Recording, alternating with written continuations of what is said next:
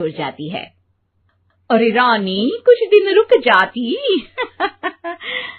अरे ये तो सिद्धि बिटिया को मैंने ही दिया था, बड़ा ही फबता था उस पर, तुझ पर तो कुछ खास नहीं लग रहा। अब वो ना मेरे सारे कपड़े गीले थे तो सोचा पहन लूं। वैसे भी सिद्धि को कौन सा दिन पुराने आउटडेटेड कपड़ों को पहनना है। वैसे भी ये सूट तो मैंने तभी पहना था, वैसे खास है भी नहीं ये। हाँ ठीक है, लेकिन ना मेरी सिद्धि पर तो जमता था। सारे मेहमान चले जाते हैं और सिद्धि ससुराल से मायके पहली बार आती है। ओह, अपना घर, अपना कमरा, अपनी अलमारी। ये बोलकर जैसे ही सिद्धि अलमारी खोलती है तो सामने उसके कपड़ों की जगह कुछ और ही रखा होता है। माँ, ओ माँ, जरा कमरे में तो आना। सास और रानी वहां पहुंच जाते हैं। रानी ने पहनी होती है सिद्धि की जींस और टी शर्ट। अरे भाभी, ये क्या? ये तो मेरी बड़ी ही महंगी टी शर्ट है, इसे आपने घर में क्यों पहनी है? अरे बहुत मिलती है दीदी ये चौक की मार्केट में, 150 में। ओ भाभी प्लीज, ये एरोपोस्टल है, 2000 की एक टी शर्ट। ओहो, 2000 में तो दीदी 4 साड़ी आ जाए। अब क्या बोलूं भाभी, ये मेरी अलमारी में छोटू के कपड़े, तो मेरे कपड़े कहाँ हैं? मेरी अलमारी में? अब दीदी आपको कौन से पुराने कपड़े पहनने थे? माना भाभी, लेकिन मैं जब घर आती तो यही सब पहनती ना। अरे तुम तो बड़ी कंजूस हो दीदी। खैर, वक्त आता है जब सिद्धि ससुराल के लिए रवाना हो रही होती है। अरे रानी, अंदर से सिद्धि का गिफ्ट ले आ, लड़की पहली बार ससुराल से मायके आई है। रानी अंदर जाती है और एक सिंपल सी साड़ी लेकर बाहर आ जाती है। ये लीजिए माँ जी। सास बेटी को गिफ्ट देकर ससुराल भेजती है। अगले दिन रानी एक सुंदर सी साड़ी पहनकर सामने आती है।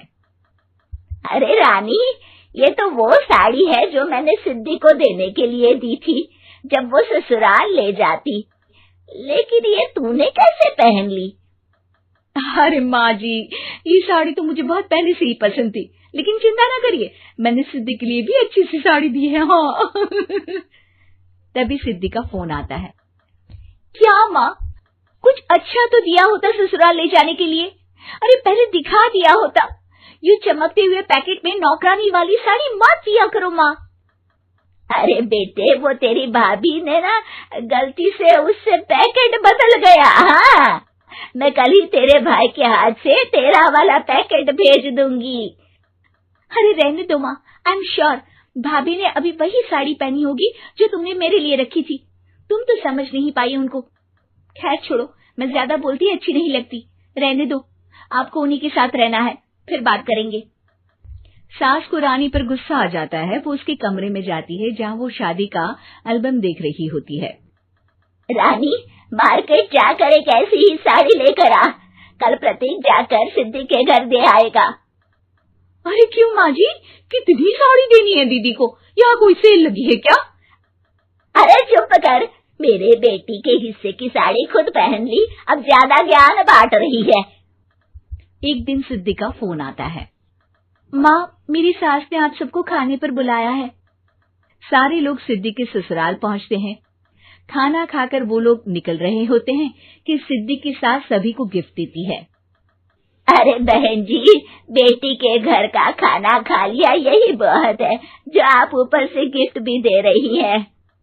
अरे बहन जी, आप भी कहाँ इन बातों पर विश्वास कर रही हैं। सास सभी को गिफ्ट देती है, लेकिन रानी को जो साड़ी देती है वो अजीब सी हरे रंग की, लाल रंग की बड़ी छाप वाली होती है। अरे छी, ये कौन पहनेगा? सासू माँ को तो जरी वाली इतनी सुंदर, और मेरे लिए ये नौकरानी वाली। अरे भाभी, दरअसल मैं जब भी घर आती थी आप वापसी में ऐसी ही साड़ी देती थी ना, तो माँ ने सोचा कि आपको आपकी पसंद की ही साड़ी क्यों ना दी जाए। बेचारी रानी, बोलती भी तो क्या। सिद्धि और सास रानी का चेहरा देखकर हंसने लगती है, तो रानी समझ जाती है कि अपने ही बिछाए जाल में वो फंस चुकी है।